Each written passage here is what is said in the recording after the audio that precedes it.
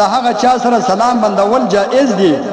فرض کړه د یو چا سره دا بیري چې که زه د فلاني انسان سره تعلقات او سلام جاری وساتم نو زما دین یا دنیا یا عزت دې ته یقیني نقصان رسیږي، ضرر رسیږي، یقیني درته معلومه وي، نو بیا د ده دپاره د هغه څخه خپل ځان لرې ساتل جائز دی. بیا سلام ورسره بند که یقیني و تا ته معلوم دي زما دین ته نقصان رسیږي، که دا فلانکي سړي سره زما سلام ایلی، نو بیا ستا دپاره د هغه څخه ځان ساتل جائز دی چې سلام ورسره بند کړي.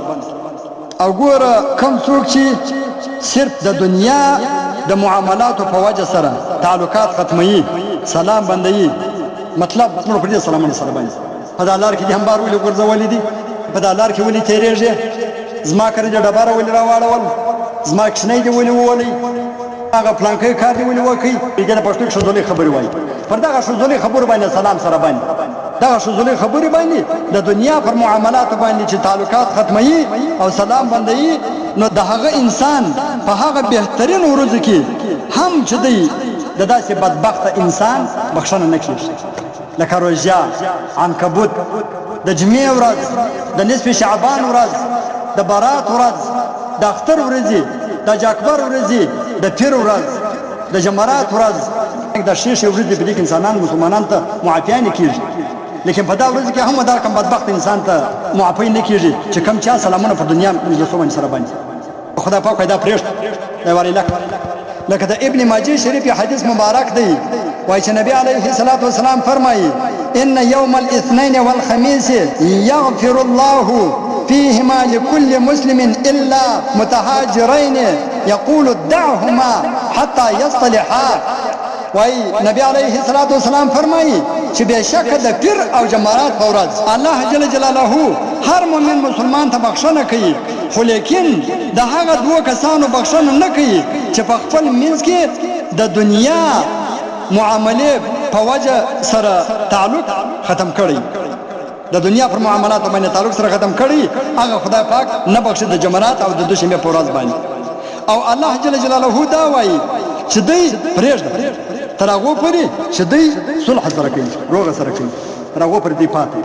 دغه رنګه نو په ډېرو احادیثو کې ذکر دي، وایي د کومو بدبختو خلکو په زړه کې چې عداوت او عناد بغض یې، نو هغو ته په ټوله کال کې هم چې هغه بهترینې ورځې دي، هغه بهترینې ورځې چې په ټوله کال کې راځي، نو په هغو ورځو کې هم و داسې بدبخته انسانانو ته بخښنه نه کېږي چې کوم چا سلام سره باندې. هغه ما در وښولې په ټوله کال کې لکه د روژې میاشته ده، لیلة القدر دی، نصف شعبان دی، دا پنځلسم چې موږ ورته وایو، او دا جاکبر ورځې دي، د اختر ورځې دي، په دا کې هم الله تعالی دا رقم انسانانو ته بخښنه نه کوي. او دا د جمراتو د دوشنبې ورځ ده. تر دې پورې د مسلم شریف او مشکای شریف یو بل حدیث درته ذکر کوم، وایي چې نبی علیه الصلاة والسلام فرمایي تفتح ابواب الجنة يوم الاثنين ويوم الخميس فيغفر لكل عبد لا يشرك بالله شيئا. وایي چې د هر پیر او د جمرات په ورځ د جنت دروازې خلاصول کېږي، د هر پیر او د جمرات په ورځ باندې دروازې خلاصېږي، او د انسانانو د ټوله اعمال چې دي هغه نبی علیه الصلاة والسلام ته پیښېږي، او هغه بنده ته بخښنه کول کېږي کوم چې د الله جل جلاله سره شریک نه نیولي، یعنی مشرک، یو مشرک ته بخښنه نه کېږي، نور هر مسلمان ته بخښنه په دا دوه ورځو کې کېږي. څونه مهربانه ذات. الا رجلا كانت بينه وبين اخيه شحناء فيقال انذروا هذين حتى يصطلحا. وای په دغه ورځو کې یو هغه چاته بخښنه نه کېږي چې هغه مشرک د الله تعالی سره شریک نیولی، او بل د هغه بد قسمته او د هغه بدبخته انسان بخښنه نه کول کېږي کوم چا چې د خپل ورور مسلمان سره بغض و عناد او دشمني او سلام ورسره باندې یا سلام ورسره ایلی په منافقت کې ورسره منافقت کوي، دا چا بخښنه نه کېږي. یعنی د دنیا پر معاملاتو باندې سلام سره باندې څونه بدبختي ده. خدای تعالی مې دا رقم کسانو سره وساتي چې دا رقم حدیث لاندې نه نشي د هر چا سره مې سلام باندې نن کلیرې ټلیفون ورکړ ورته السلام علیکم، الله به زموږ سره راځي او شیطان به څه طرح تباه او برباد شي. چې څونه کېناستئ په مابین کې څومره کوشش کړي هغه به ټوله په یوه ټلیفون باندې ختم شي. شیطان تباه کوي، شیطان ذلیله کوي. باید موږ په شیطان باندې ځانونه نه کړو ذلیله، بلکې موږ شیطان ذلیله کړو. د رسول الله په حدیث ذلیله، رسول الله حدیث موږ خپل ځان ته کښېږدو، خپل مخ ته کښېږدو. او لکه ښځې در په ښځلې خبرو باندې سلام نه سره باندې در دنیا پر معاملاتو باندې نارینه باید د ځانه جوړ خو ښځې نه یو الحمدلله نارینه یو. او د داسې بدبخته انسانانو په باره کې به دا حکم کول کېږي چې تاسو ودې ته ګورئ، یعنې تر هغو پورې د دوی مغفرت وځنډول کېږي تر څو پورې چې دوی په خپل منځ کې روغه سره کوي.